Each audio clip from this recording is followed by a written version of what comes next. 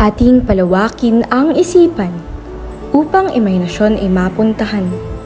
Sa mundo ng tagbanway, ibabalik ka sa nakaraan.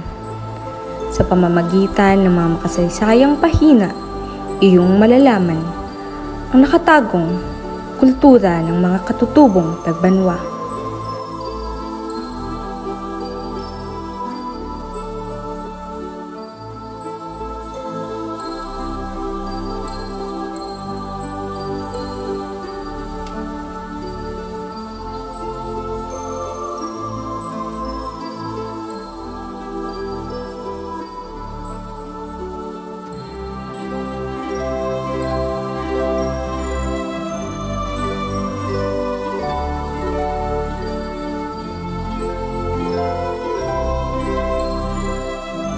Halina't lakbayin sa Palawan ni ating tuklasin natatagong aspekto na hindi napapansin.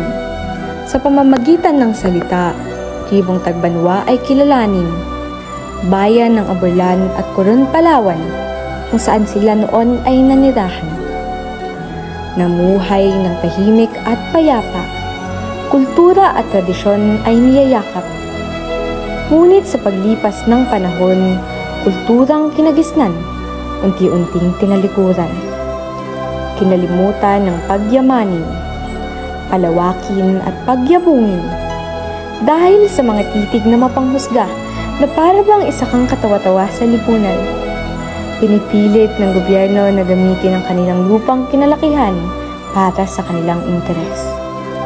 Nagbingi-bingihan sa bawat pagdaing ng katutubo sa kanilang karapatan. Walang katapusang suliranin, ating pagtuunan ng pansin. Epektibong solusyon ay bibigyang diin. Bigyang sapat na kaalaman ang mga mangmang dahil lahat tayo ay pantay-pantay at walang nakakalamang. Ang yaman ng kanilang paraiso'y huwag galawin ng walang pahintulot. Magbigay ng malinaw at mahigpit na batas upang maiwasan ang mamaliit.